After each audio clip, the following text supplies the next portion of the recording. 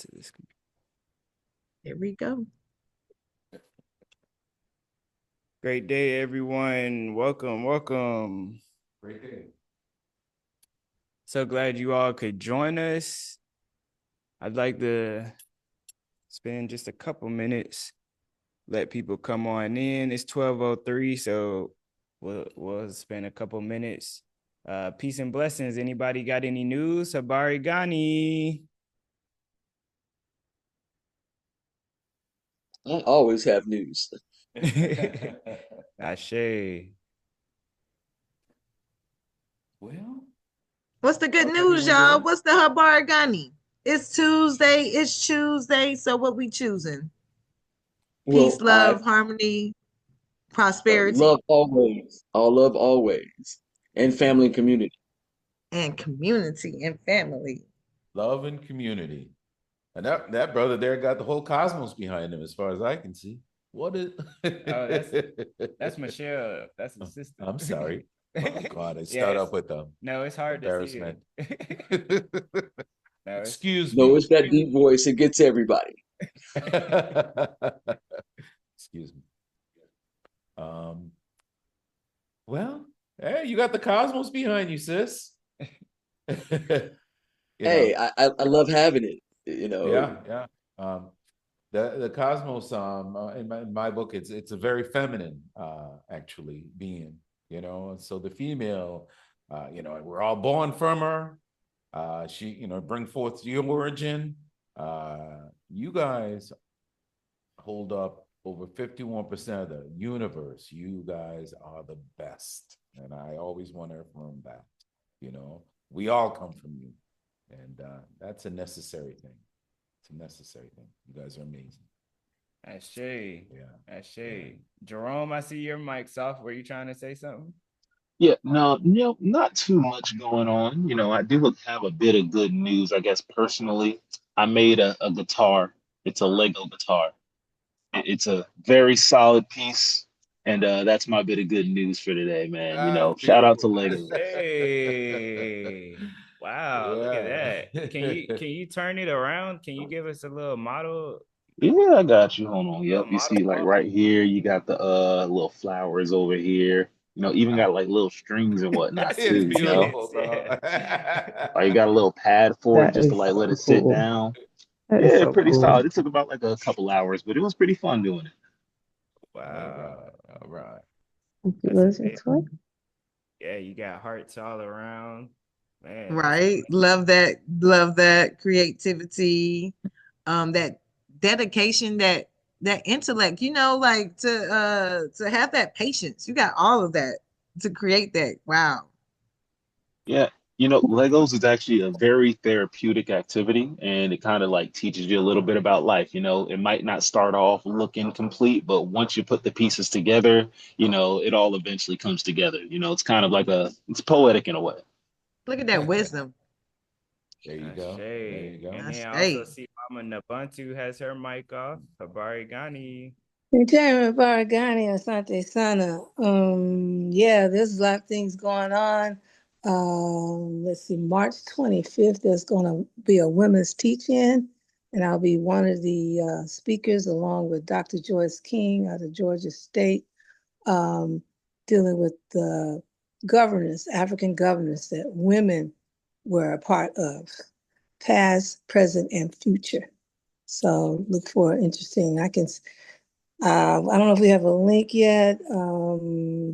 There is a flyer that's going to be coming out in a couple hours, and I'll send it out there. And on April 13th, there's going to be a town hall meeting, which BAF is going to be a part of, and UNIA and Malcolm X Grassroots Movement and WADU. The question is, what do we do now? you know, 101, 365 Kwanzaa is still in existence. And there's a lot of things going on in Friends of Congo that very few people know what's going on. It's worse than Ukraine. It's worse than what's happening in the Gaza Strip. And nobody's talking about it. And it's our people they're dying daily. So we're going to have a report on that. And for those of us in North America, we don't know where everything is going, but we know we got to eat. So we're going to be talking about some food security, food sovereignty. It's going to be on the agenda as well. And then we want to let the community talk about what they see happening. And it's going to be at the New Black Wall Street, where we're trying to get them to step it up a little bit and bring in more Black businesses and more Black products, seeing how a lot of these corporations are deleting them from their stores and things like that. So those two things I thought I'd announce, let everybody know about. Yeah, we'll make sure to share all the information. Once you send it to us, then we'll definitely share it out. But Okay. yeah, welcome in Miss Vivian as well. I see your responses, and thank you all for coming here. My name is Julian Gordon. I am excited to be the vice president of the Atlanta branch here at the Black Achievement Fund's Chemic Club, here live in the Chemic Club. Yep. So we are so excited to offer many programs and services. So one of those free programs that we offer is the book club. Mm-hmm. So on Tuesdays at 6 p.m., we're hosting the book club starting tonight. So this was a great precursor and a great way to relaunch the book club that we've been continuing. And we had a little winter vacation. Now we're ready to spring into action. Come alive this 2025 through Kwanzaa 365. Together we rise. Ashe. So thank you all for being here. One of the big reasons why that we went on and created this is because I have a Toastmasters pathway speech that I am actually presenting tomorrow during the Toastmasters Club. And I would love for you all to be there at 7:00 as well, and on the same Zoom link. And I'll be presenting on my experience hosting a panel discussion. So in Toastmasters, we have different pathways. The one that I chose is persuasive influence because I do a lot of business and a lot of science papers and a lot of research. So I wanted to be able to present my environmental justice and entrepreneurship and music and video production and atmospheric science all in a good, positive light and get the most efficient and effective communication process. So I'm so glad you all could be here. We are excited to launch the book club, and we're gonna start with Rayo Kali's book. So we've got Raven Brooks. She's online, and we're gonna start the book club with her in a world of consciousness. So we're so excited to have that. I've also got Brother Titus Joseph here. So what? Brother Titus, we met here in the Chemic Club, and we're excited because we both study physics. So when I told him that I have a master's degree in physics, he was automatically like, oh man, this is the book that you're gonna want to read. So I'm excited to be able to talk about quantum physics and a lot of the processes that we have together and what it means through consciousness. So this is Brother Titus Joseph, and then we have Miss Michelle Cox, the computer lady.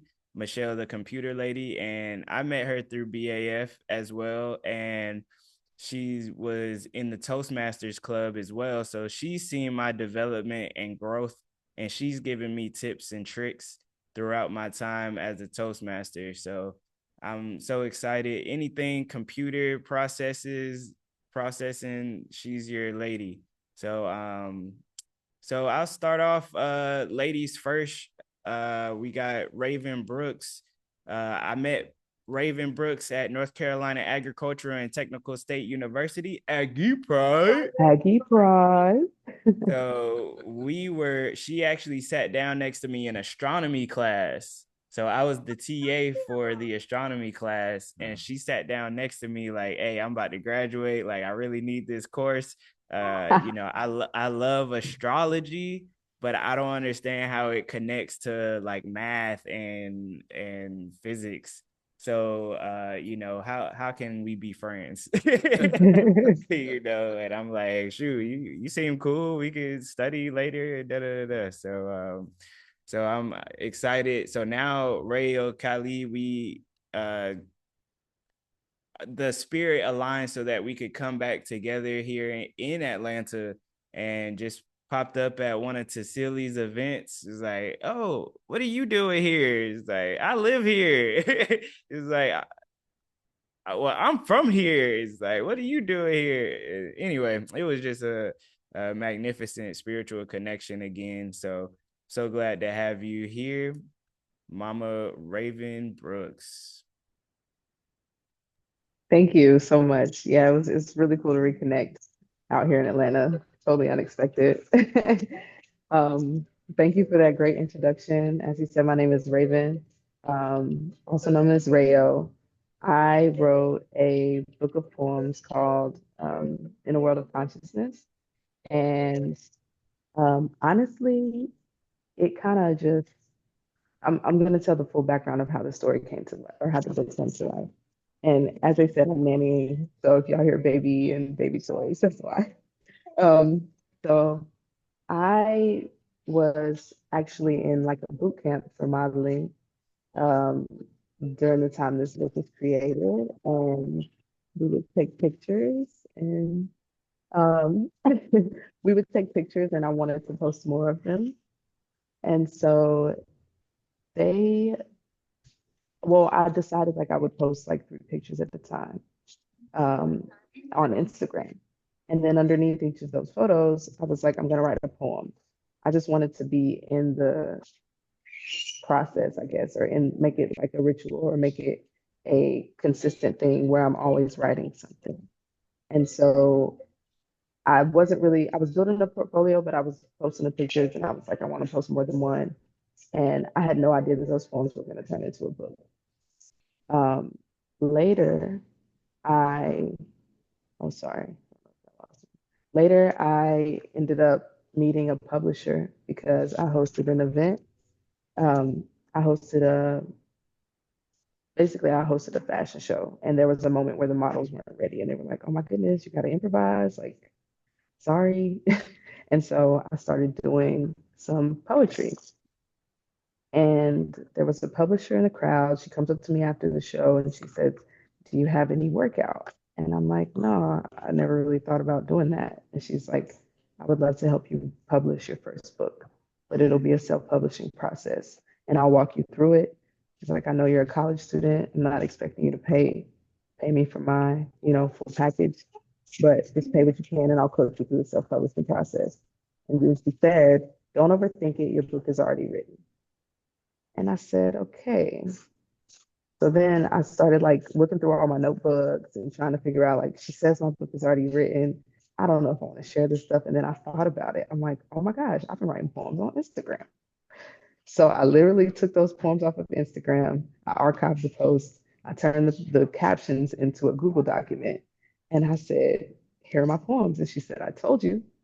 And she had like the whole team of people that I needed. So she had like the designer to do the book cover. She had the formatter because she's an independent publishing company.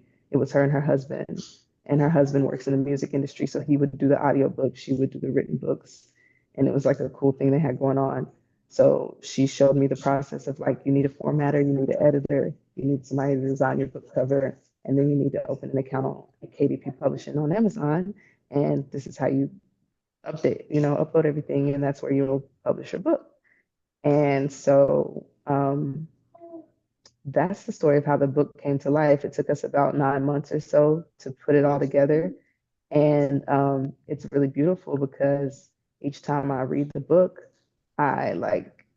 it's just interesting. Like, I'll have people pick a number, and each time, like, the synchronicities are really wild to see. Like, last night we had a moment with someone where they picked a number, they read the poem, and it was like it aligns with so many things that happened in his life during the year that the poem was written, in the month that the poem was written.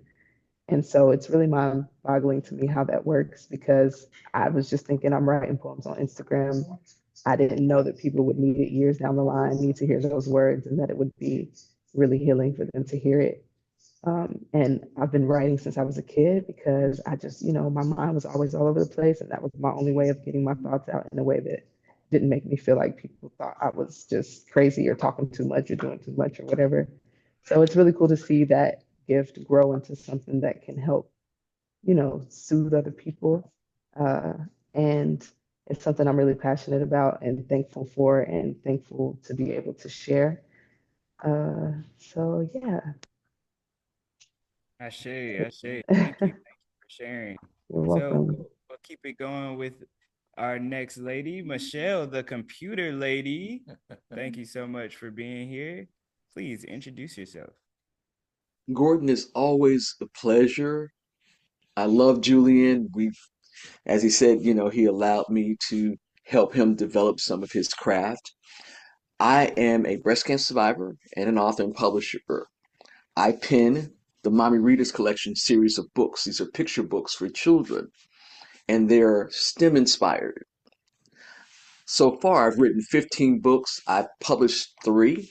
I'm my own publisher. I run ML Cox Media.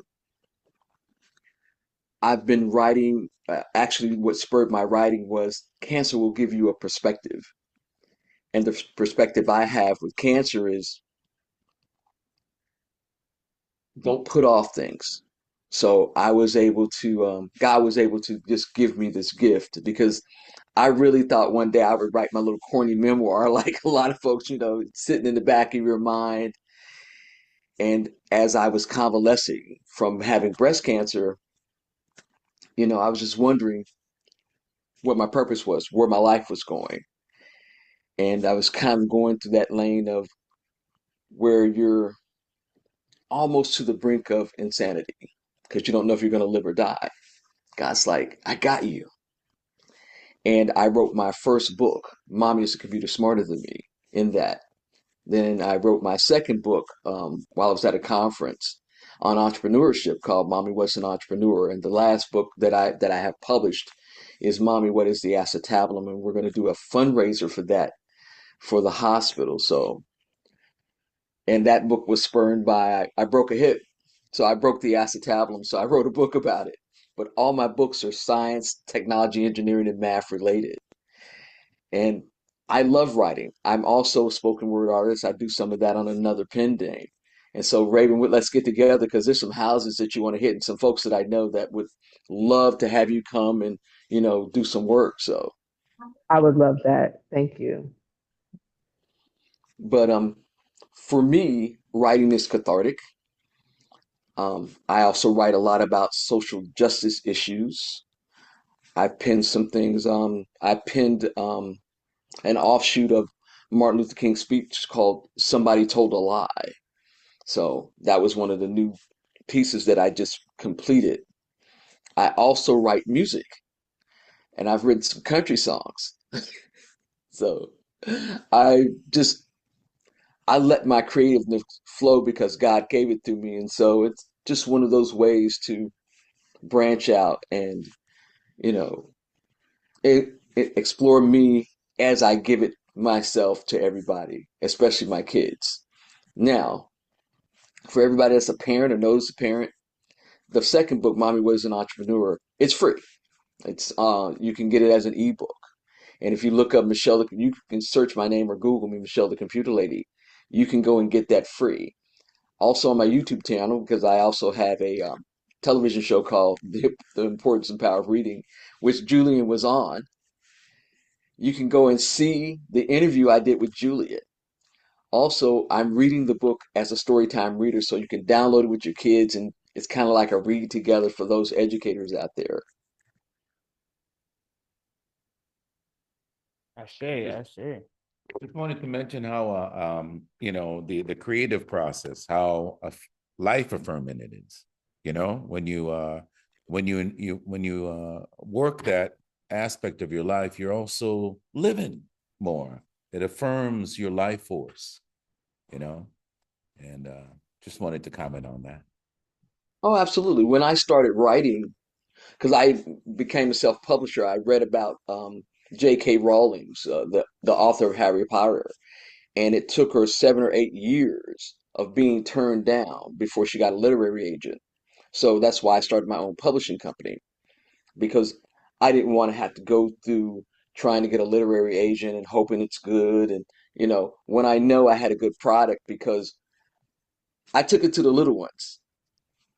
I had children. I would go to my church and I would go different places where the little ones were, and they'd see the books. Even the babies would grab the book and they would turn it like they wanted to read it and open the pages because it was big and colorful. And so I knew I had something. And then I had one mom, she's like, my son really doesn't like to read, but we got your book. He took it to school every day, every day. And he even did a book report. And this is something that she's never experienced from her son. So for me, that's why, it was so great. But self-publishing also lets me control, because a lot of people don't realize with publishing, if you don't own your own ISBNs, you don't own your royalty. And eventually you don't own your work. And that's why we have to make sure that we tell each other the ways that we can publish and own our works. Ashe, Ashe. So next on the line, we have Mr. Titus Joseph. Just loving all you all, and it's a real pleasure to meet the community and being a part of it. I look forward to the growth in it. I'm an author of 2 books. They're available at my website, titusjoseph.com, TITUSJOSEPH.com. These books came to me, they're inspired when I was younger, in my 20s. And I was headed to med school, and I had these epiphanies, and I understood that they were profound and meaningful. So I followed them, also because of the hatred of racism and the trauma of us endemic through our society. I chose to follow that as opposed to following the typical path that of this world. And so the books came out. The first book is Our Curious World of Mirror Images, Reflections on How Symmetry Frames the Universe, Empowers the Creative Process, and Provides Context for Our Lives. This book is more of a science-based, philosophy-based, reasoned argument that introduces a new paradigm called positional symmetry, requisite mirror image. And I introduced this paradigm, and I provide in this book a strong science foundation, and essentially, and go back to the ancient philosophers before the time of Socrates, and I show how all of these concepts really, I think it tends to be syncretic, so I can see the same thing in different people use different languages to express the same thoughts, and then we get caught up in the differences. But I can hear and see the similarity, and so with this book, I brought together all these concepts, and I introduced people to these concepts, ancient concepts. And then I introduce my concept and lay it out. And then I show how all these concepts are kind of, basically we're looking at the same thing. In the end, we're looking at a deeply feminine conceptualization. I realized that it was a circuit, what I was looking at, and that it had a shape, and I was able to discern the shape actually from Hubble telescope images that came out in the 1990s. I discerned the shape, and it turns out the shape is everywhere, and I learned at a conference that it was called the Vesica Pisces, which is the source of the fish symbol in Christianity. It's called the divine feminine. It's called the flower of life. It's called, all these. So I wasn't aware of all that before. And so that's the main book. Well, that's the the reason book, the reason argument. But I also realized that this concept had a spiritual basis. So that brought me back into like looking at spirituality. So I went back to, I wrote the red book, it's called I Am Mind, I Am Consciousness, where I demonstrate that God is really consciousness itself. That the consciousness is the primary property of the universe, and all creation are creations of consciousness. Quickly, we tend to think that object is outside of us, and we think of it as, but it can't be outside of us, because we would have two things. We would have an object in our mind as well as the object outside of us, which is a form of dualism, and this we know in philosophy is an intractable dualism. It's hard, it's impossible to. It's resolved, though, if we know that object exists in consciousness. So consciousness, as it turns out, is what creates all things and is the source of all things. So that's the second book. I do a lot of social work on the side to help our community. Feeding the poor and working within the community with my own resources to help people. That's a big part of my life. And I recommend the books absolutely, because it's a strong science, it's a strong understanding that you can see everywhere. You will see it everywhere. And also the meditations in the red book, which is the more spiritual books, are designed to reframe the mind to a universal protocol, so that that develops over time. Time itself, well, as you meditate more and more, time itself grows and reframes the mind. It's like a tree. You sow a seed, and over time the tree grows, and over time it's able to bear fruit. And it's time that's important with that. So that's the nature of my work. And I'm really looking forward to working within a collective as we have here. And I'll contribute, and hopefully we can grow in wisdom and understanding and prosperity. Ashe? Ashe. Thank you for sharing. I'm glad we knocked out one of my questions about how y'all were feeling when y'all were writing these books. So I'm glad that y'all touched on that. One of the big questions that I have, and then soon we'll turn it over to the crowd and ask any questions from you all. What are some tips and tricks for writing and for making your own book, whether it's the pre-production, the production, or the post-production?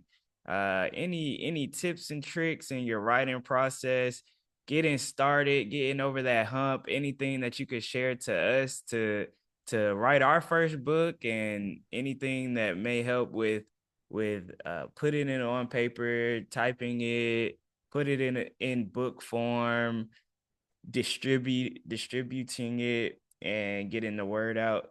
Anybody want to go first? I can go. Sure. So my biggest thing is don't overthink it, because like my mentor at the time told me, your book is already written and you're the writer, not the editor, right? So get it out. Don't overthink it. Just write. Don't even try to make it make sense. Just write. Let it flow. Because when you start to overthink, you start to edit, you start to think, oh, it should be this way, it should be that way.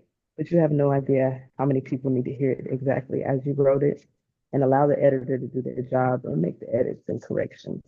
Because you don't want to correct your art, try to correct your art before it's even fully out. So I think that's my biggest tip. And then just know, like, you have a team. Like, you're the writer, so just write. Just focus on being the writer. You have all the other parts that'll come together later. But the biggest thing is we get stuck in the writing process. So don't let that be you. Just get it out.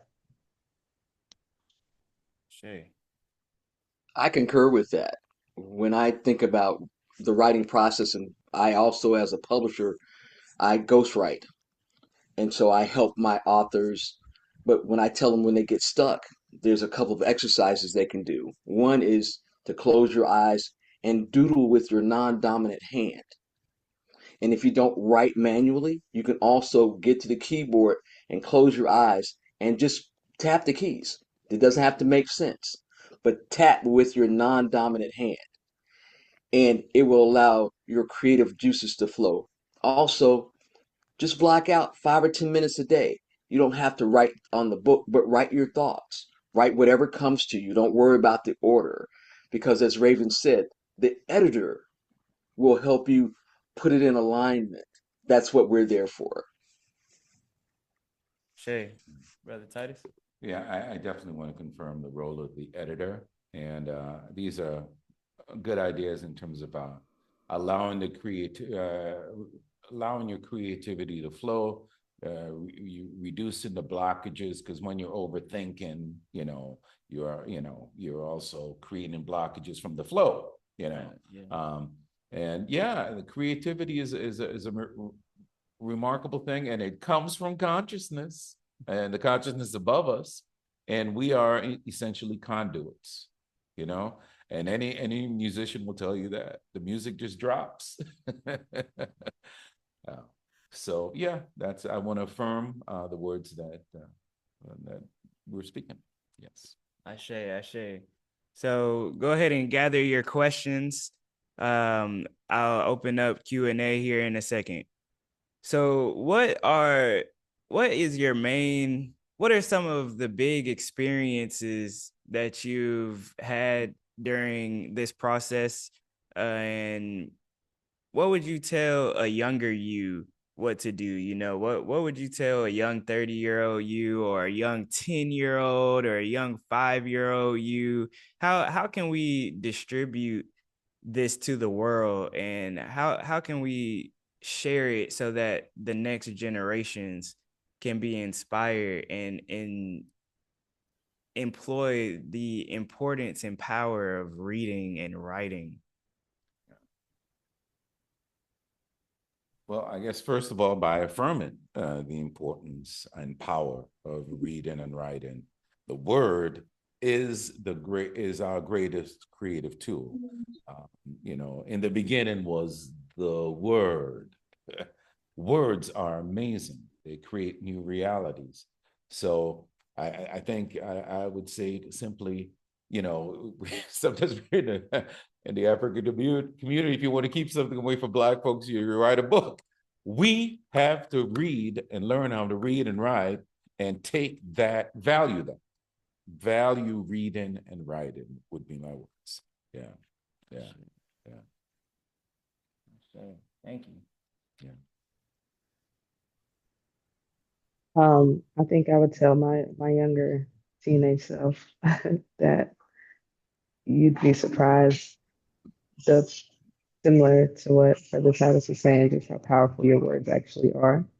So don't take it lightly, and be intentional, because it can grow. Be intentional in the way that you speak, not just write, but in the way that you speak to others.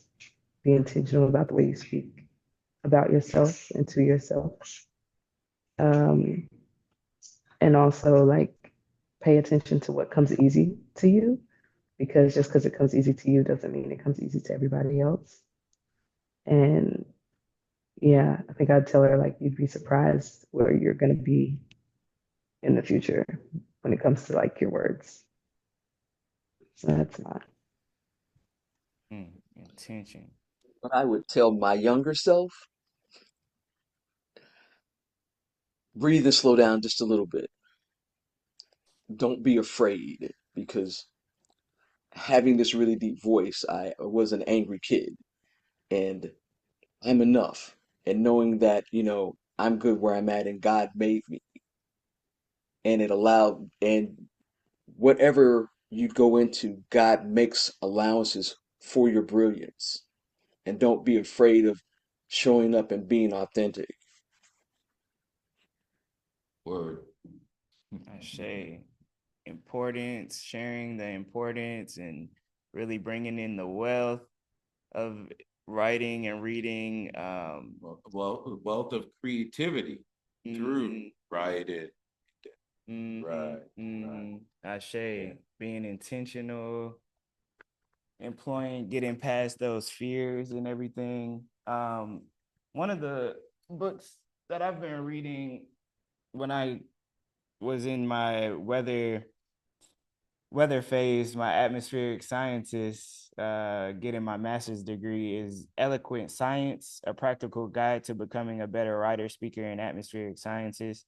And this helped me to formulate some of those things that were in my mind of thinking about, like, those ways to be intentional, those ways to be creative, and those ways of getting past that hump of fear, is to just go ahead and gather what you've already experienced, like gather those scientific equations and like making it make sense, putting it, if you can't explain an equation or a physics concept to a 2-year-old or to a 92-year-old, then you don't know it 100%.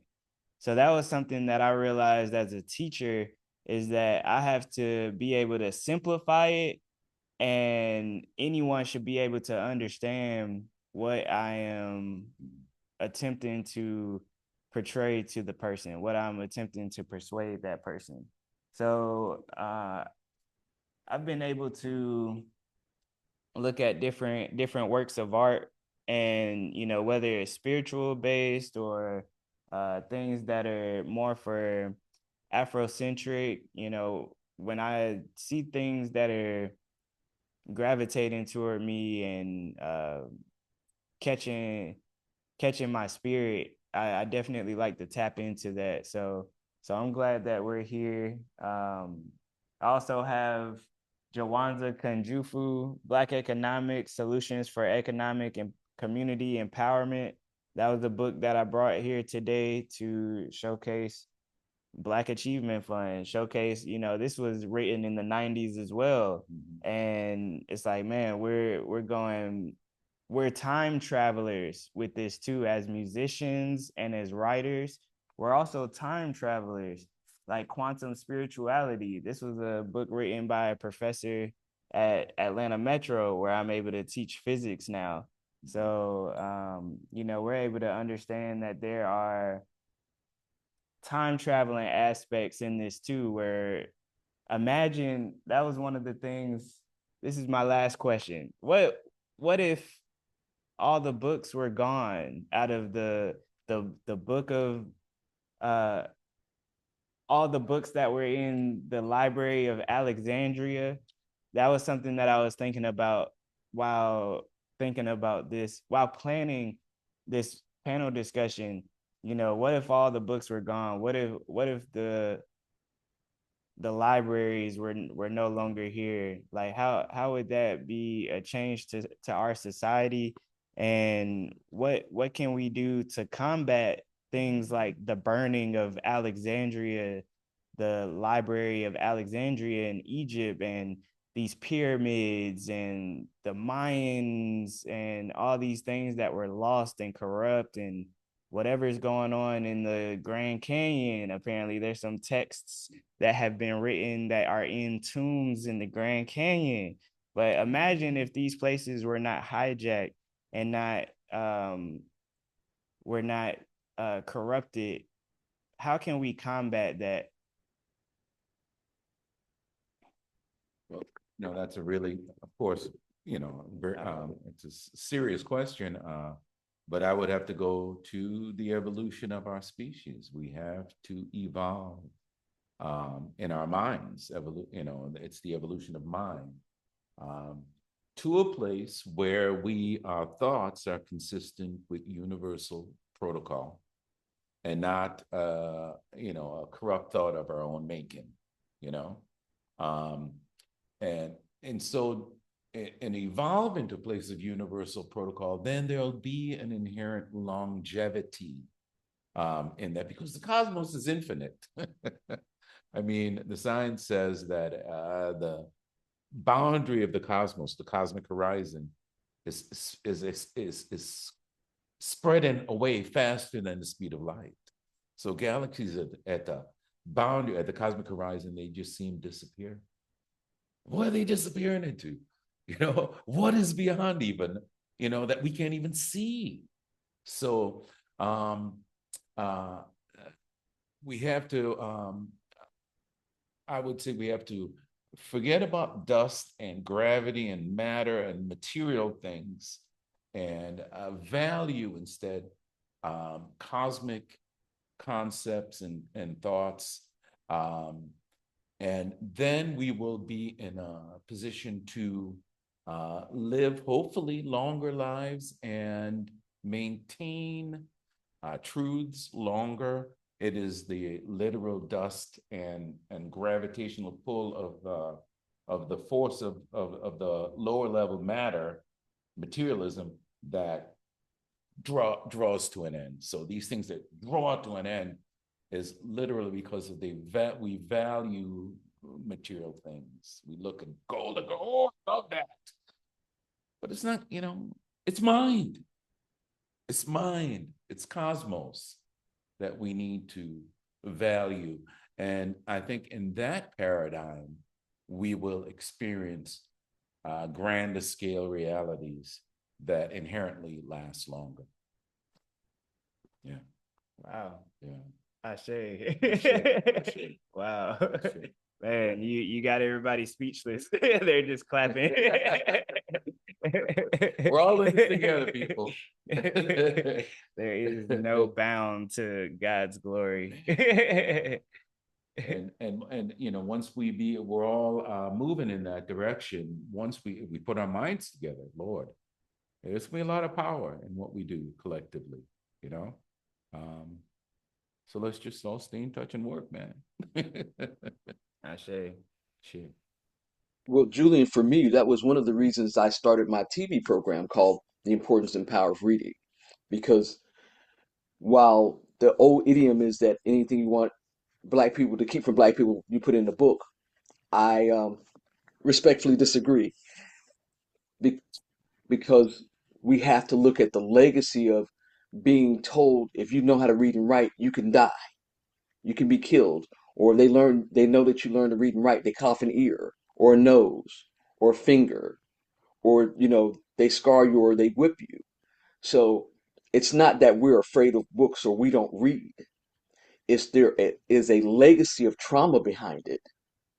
And that's why I went on to go and do this TV show called The Importance and Power of Reading. So our people and our kids could gravitate back to what we know in our history, that we were the great teachers and philosophers. People came to Africa, the seat of civilization, to learn everything. But we won't know that because at being enslaved in this land, we had that beaten out of us. So, no, we do gravitate to books. We do gravitate to knowledge. That is our natural pathway. And that's my time. Ashe. Sister Raven. Could you repeat the question? Because I want to make sure I stay on.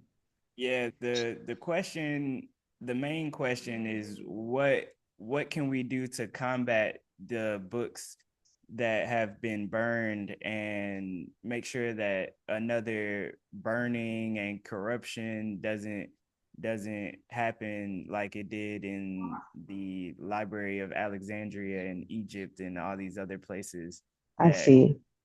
and then corrupted and lost. Gotcha. So I think it's shifted a little bit now because everything is digital.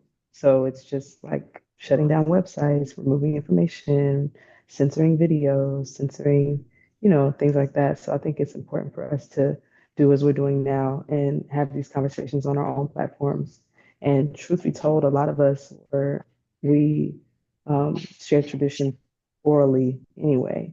So there's a lot of things that we preserve that aren't necessarily written down or aren't shared anywhere other than through families, like the elders speaking to the young. And so I think it's just important for us to continue to get into these spaces like this and bring youth into these spaces like this so that we can share amongst each other in the way that we naturally always have. Ashay, yeah, that sounds like the number one thing. We should interview people. We should have more panel discussions, have more times that we're connecting with people and bridge the gap. That's been something that's been prevalent, coming up more in the spirit is something that I've done is do videos that were for Environmental Justice Is campaign with Soul Nation, a climate justice organization. So I actually got to interview people saying environmental justice is arts and culture.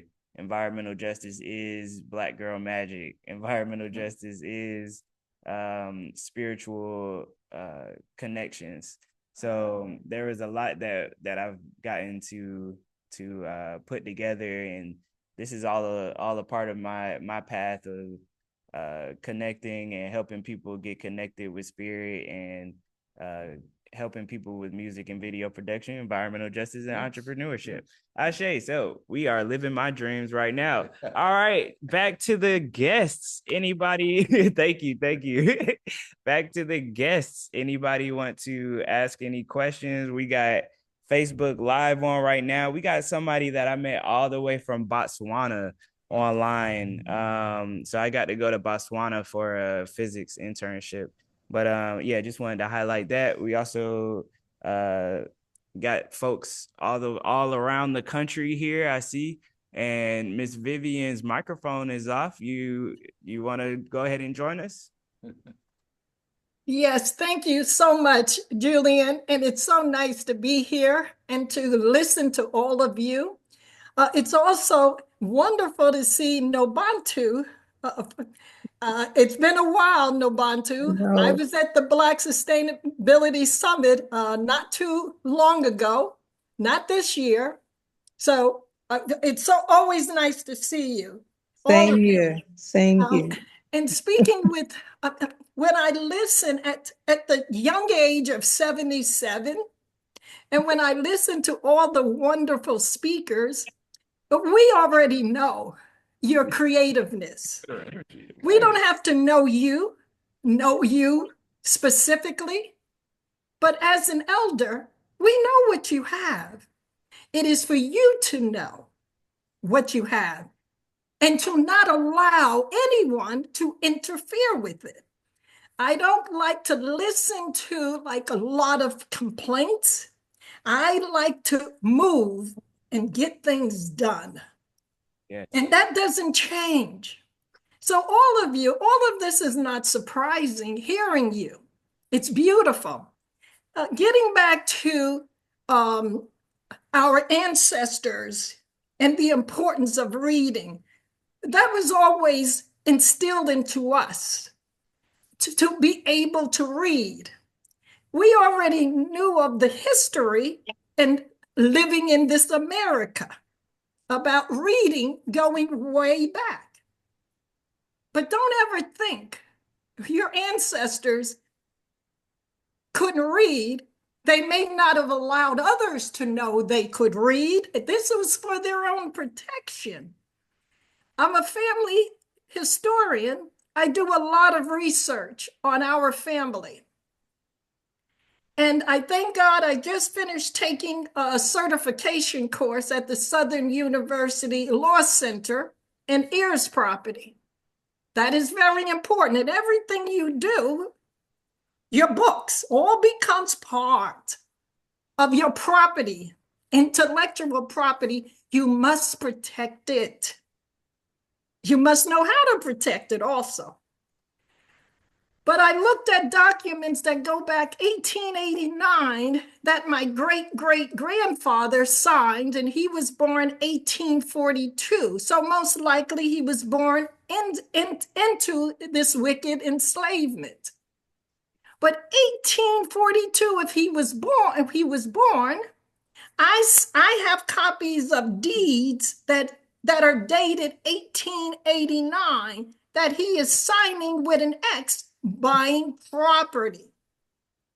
So when we talk about reading, how do you look at our history of people who were signing with an X, and yet they were able to obtain so much property. And we still have that land today. I'm working on it, protecting it, and other things. So I always say, whatever you do, make sure you learn how to protect what you have.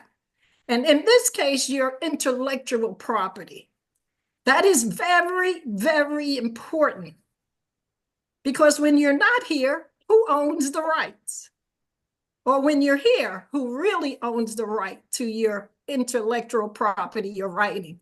But so thank you. And thank you again, Julian, for letting me know. I'm a member of our wonderful BAF, but I've been so busy studying that when I saw your text, I said, oh, I got to be on that. And it's so nice seeing you. We'll talk, Julian, about drones. Okay. Yep, Many yep. blessings to everyone and much love, and keep up the creative work that is instilled in you. It has always been there. She got a lot of Thank nerve you. claiming to be 77. She knows she's 36. You know who you are. we were over here talking about you can't be 77. No, Look you know you're 36, girl. That's also part of our family and our history. We look young. Yeah. But it's important to keep the mind active. Right. You can be young and your mind is not active. So yes, reading is vital, vital. Thank you. Ashe. Mama Nubuntu. See your All mic. right. It's good to see you as well, Vivian. We are twins. I am also 77, and it's been a long journey. I am so inspired by this because I want to write. I have 3 or 4 books in my head, and I got about 500 plus books in my library, and I haven't read not nearly enough of them. And so I'm trying to get to the point where I just read, because I understand reading and writing go hand in hand. And so, Vivian, everything you said was right on point. So I have a question. I know that writing is a discipline. And I want to ask these authors, what time of the day do you do your best writing? And what kind of spaces do you write in? And if you could put the names of your books in the chat, I certainly would appreciate it.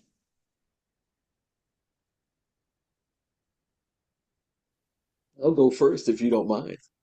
Go right ahead.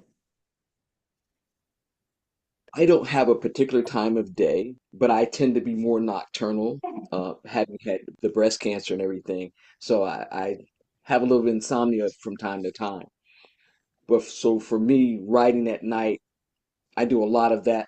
But you write, and I tell people that I work with, whatever's best for you.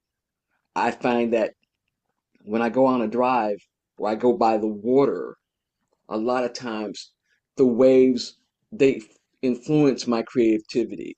Sometimes after I get out of the shower, I have some of my best ideas pop into my head. But remember, with the writing journey, it's not only when you write.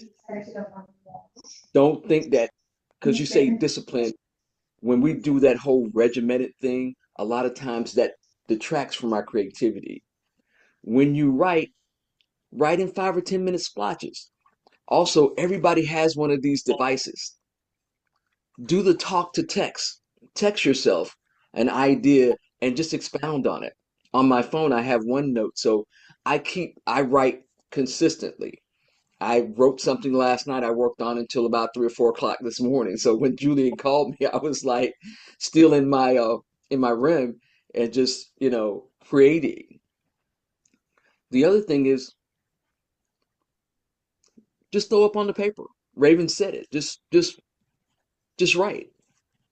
Don't worry about the structure because that's why we have editors. And do what feels good for you. Does it feel good to write in the morning? Write in the morning. Feels good to write in the afternoon? Write in the afternoon. Whatever time you feel you're most creative. And if you're like me when I first started, everything was pen. Write it on paper. If Hmm. the computer doesn't work for you. So you have all those mediums to express yourself, but don't be limited. Yeah. Ashe. So Sister Raven's gotta hop off, so we'd love to hear her parting words. Yeah, I'm gonna say it real quick and then I'm gonna have to go. But I totally agree 100% with what Michelle was saying. It's more about the consistency and less about the when you do it. So you could write for 2 minutes every day. You'd be surprised. You look up a month later and you've done more than if you were trying to be super duper disciplined and trying to do it every night at 5 p.m., right when I get off of work or whatever the case may be. Especially as a woman, we move in cycles, especially if you move in alignment with your moon cycle. There might be a week where you don't feel like writing, so you just write for 2 minutes. But then there could be another week where you're like, oh my gosh, I'm on fire. And like Michelle, you up till 3 a.m. and you done looked up, you've been writing for 5 hours. So it's more about just making sure you do it at some point every single day. And then, like Michelle said earlier, sometimes free writing is the answer, where you're not even being super intentional about writing anything in the project itself. It's just more about writing in general. I'm actually reading a book right now called The Artist's Way. Um, this is an awesome book, y'all.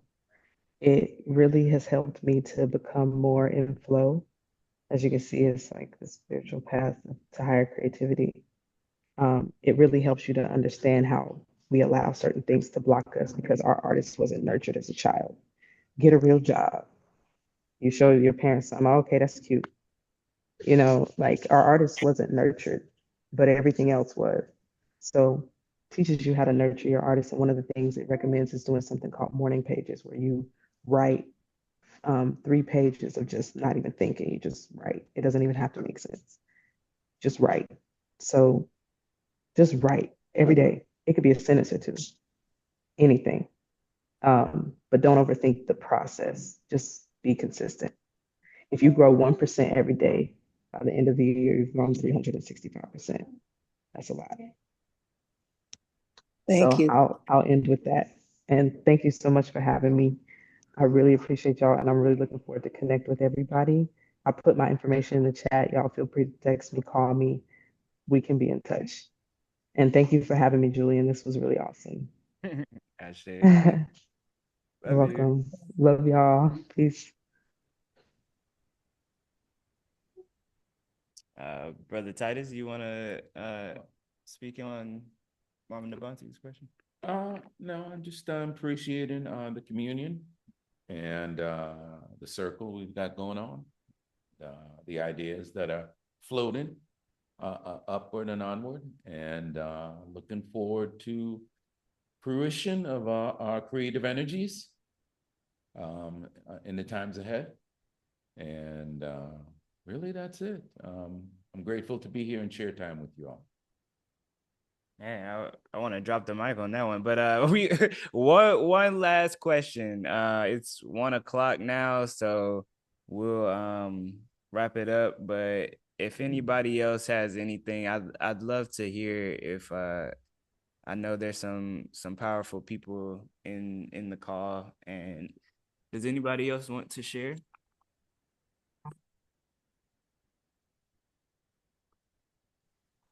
Hello, my name is Brent. I'm sorry I came in late. Um, we had that terrible storm that came through here Saturday night over here in Dallas, and so we're cleaning up a lot of debris. Um, but one of the things that I can literally say is that the good Lord has always been good to me, and He's always put me in some really some great places. I had an opportunity to work at a newspaper for 18 years. After 5 years, I finally picked up a newspaper and started reading it. And I just was not big into reading. Maybe sometimes I just couldn't understand, didn't really have somebody next to me to really kind of explain, what I was reading. So I really never really cared for reading all that well. I listened to a lot of stories, but not really something that I read. Today's world now, I seem to want to read a little bit more, but I still have that difficulty. So when I saw this in my text message, I was really curious, and I've always been interested in, anyways, with Akeem and over there with the Black Achievement Fund. With so much history. I mean, just so much history, and it's very interesting on some of the things that people who have done. I saw something last week that a Black lady was the first Black pilot, actually, they stated, and have history about that. And it's just, like, I guess it's like hidden archives. That so much history is out there. And I believe that we all have our story to tell. So I'm sorry that I missed the young lady who was speaking, but I mean, I'm assuming that she's absolutely right. Write something down a little bit by little bit. I just, like I said, I just, for some reason, it's just not me. And I guess because if you're not good at it, you don't want to do it. And I guess I just don't want to do everything. So I'm sorry to say that. Oh, don't be sorry. If you can't write, like you say, read and fill your mind still with the power of words. And if it's been challenging in the past, but now you're more open to it, right? And so you go with the moment. And Keep reading, my brother. exactly. But the other thing is, they have graphic novels for adults that have a lot of good information. Even the books that I write, a lot of adults that didn't like to read gravitate to the picture books. So don't be afraid of getting one of the picture books, reading it with a kid, and be a kid again, and go ahead and go back to enjoying the power of reading. Ashay, well, this moment will not be lost. We are going to still be connected. You all see we're one big family. So we're gonna have book club tonight at 6 p.m. where we'll be reading Raven's book In a World of Consciousness. And then if you would like to submit your book into the book corner, there is a new tab on our website. If you haven't seen the Black Achievement Fund book corner. So if you go to baf.solutions/book corner, you'll see books from authors like Titus, Michelle, and Raven. And we also have more coming up. Toastmasters is tomorrow. So Toastmasters will be on this Zoom link as well tomorrow at 7. And the Atlanta branch meeting will be Thursday at 7. Then we'll be getting ready for the info session on Sunday. And we're excited to have you all here. If you want to host a class, you can host a class as well. If you go to Black Achievement Fund's website as well, baf.solutions, and you can actually host a class in our village. So if you click on the tab BAF Village, then you could host a class just like I just did, and we can work together. Those are some of the announcements and some of the ways that you can join. And if you haven't joined the Black Achievement Fund, go to baf.solutions/join, where we all put in just $9 a month or more. And then we come together, we buy land, we learn together, we share our knowledge. We have a farm and agriculture and retreat center that we are fundraising for with a big A-frame house. So we're excited to be here all together. And this will be on our YouTube page. So if you haven't gone to our YouTube page and our social medias, please, Black Achievement Fund everywhere. So thank you all for being here. Ashay, look forward to seeing you all soon. Thank you. Good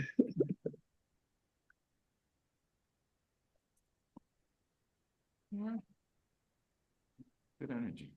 Yeah, big BAF hug. Harambe. Harambe. Harambe. Next round.